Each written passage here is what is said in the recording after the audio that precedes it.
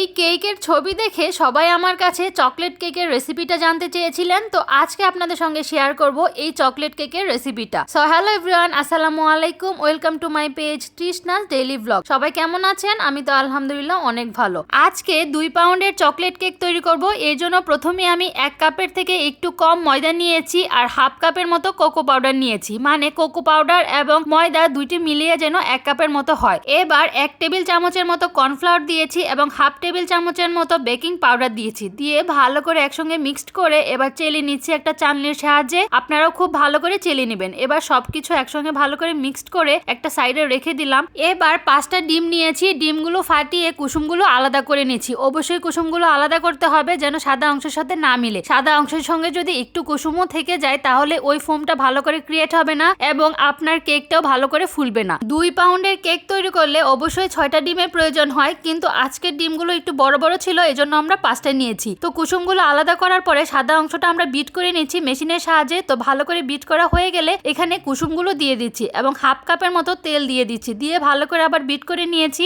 And এখানে 1 কাপের মতো চিনি দিয়েছি। 1 কাপ যেহেতু ময়দা নিয়েছি এবং 1 কাপ চিনি সমপরিমাণে দিতে হবে। দিয়ে সবকিছু ভালো করে মিক্স করে নিতে হবে। খুব ভালো করে সুন্দর করে ফোম ক্রিয়েট হয়ে গেলে এখানে আমার মিক্সড করে রাখা ময়দা এবং কোকো পাউডারটা একটু একটু করে দিয়ে দিতে হবে। এই প্রসেসিংটা খুবই আলতো হাতে করতে হবে, ধীরে সুস্থে করতে হবে, যেন বেশি তাড়াহুড়ো করতে গেলে ফোমটা নষ্ট হয়ে যাবে, তখন আবার দেখবেন আপনার কেকটা একদমই ফুলবে না। তো খুবই আস্তে আস্তে একটু একটু করে দিতে হবে এন্ড খুবই আস্তে আস্তে মিশাতে হবে। এভাবে করে করে আমার সম্পূর্ণ ময়দাটা ভালো করে মিশানো হয়ে গিয়েছে। দেখেন কেকের ব্যাটারটা কত সুন্দর হয়েছে, খুব মসৃণ হয়েছে, খুবই সুন্দর করে ভালো করে মেশানো হয়েছে। এবার আমি একটা মোল্ড নিয়ে নিয়েছি। এই মোল্ডটার মধ্যে প্রথমে একটু তেল দিয়ে দিচ্ছি, দিয়ে ভালো করে ব্রাশ করে নিয়েছি। এবার একটা পেপার কাটিং করে নিতে হবে। এই মোল্ডের সাইজ অনুযায়ী আপনারা পেপারটা কেটে নেবেন। দিয়ে তেলটা মিশানো হয়ে গেলে এবার এটার উপরে পেপারটা দিয়ে আবারও ভালো করে ব্রাশ করে নিতে হবে। এবার সবটা কেকের বেটার ভালো করে এখানে ঢেলে দিতে হবে। খুবই সুন্দর করে এই কাজটা করতে হবে এবং ডেপ ডেপ করে দিতে হবে, যেন ভিতরে বাবল থাকলে এই বাবলগুলো যেন বের হয়ে আসে, তাহলে কেকটা সুন্দর করে বেক হবে। এবার আগে থেকে প্রিহিট করে রেখেছিলাম একটা পাতিল, তো সেখানে আবার কেকটা দিয়ে দিলাম। দিয়ে ভালো করে ঢাকনা দিয়ে ঢেকে দিয়েছি। কেকের ব্যাটারটা যদি ভালো হয় তাহলে আপনার কেকটা 20 মিনিটে হয়ে যাবে, এর বেশি একটুও টাইম লাগবে না। তো আমাদের কেক মাত্র 20 মিনিটে হয়ে গিয়েছিল এবং সুন্দর ফুলে উঠেছে এবং খেতে অনেক বেশি মজা হয়েছিল, ফ্লাফি হয়েছিল।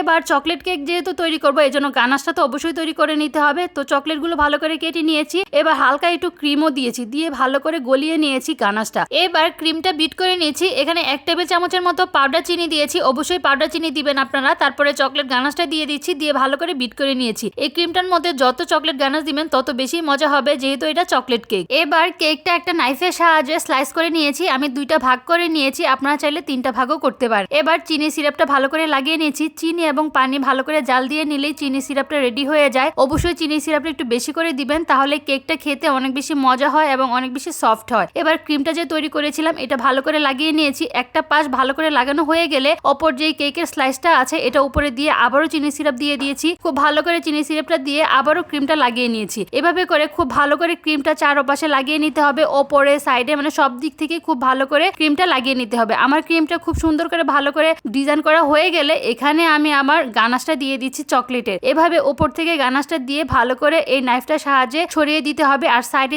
ডিজাইনের জন্য একটু একটু ঢেলে দিবেন, তাহলে দেখতে অনেক বেশি সুন্দর হয়। আমি যেহেতু নতুন নতুন কেক তৈরি করছি এই জন্য ডিজাইন এত ভালো পারফেক্টলি হচ্ছে না, তারপর ধীরে ধীরে করতে করতে সবারই আসলে ডিজাইন অনেক বেশি সুন্দর হয়ে যায়। তারপর আমি উপরে ফুলের এই শেপটা করে নিয়েছি। এটার ভিডিওটা আসলে রেকর্ড করা হয়নি, করেছিলাম। তো যাই হোক, এইভাবে একটা নোজেলের সাহায্যে এভাবে ছোট ছোট ফুল ক্রিয়েট করলে অনেক বেশি সুন্দর হয়ে যায়। একটু সুন্দর লাগার জন্য উপরে আমি অরেঞ্জ কালারে একটু দিয়ে দিচ্ছি। ফুলগুলোর উপরে দেখতে চিলি ফুলের মতো লাগছিল, বেশ সুন্দর লাগছিল। একটু মন মতো যার যেমন পারেন সেরকম ডিজাইন করে দিয়ে দিলে সুন্দর কেক হয়ে যায়। এক একজনের ডিজাইন এক এক রকম হয়ে থাকে, তো যে যেমন যত বেশি সুন্দর করে ডিজাইন হবে তার তত বেশি কেকটা সুন্দর লাগবে দেখতে। তো এভাবে করে কেকটা সম্পূর্ণ রেডি হয়ে গিয়েছে। এটা খেতে অনেক বেশি মজা হয়েছিল, দেখতে অনেক বেশি সুন্দর লেগেছে, বিশেষ করে আমার কাছে। তো আপনাদের কাছে কেমন লেগেছে অবশ্যই কমেন্ট করে জানাবেন। আজকের মতো এই পর্যন্তই। আল্লাহ হাফেজ, সবাই ভালো থাকবেন।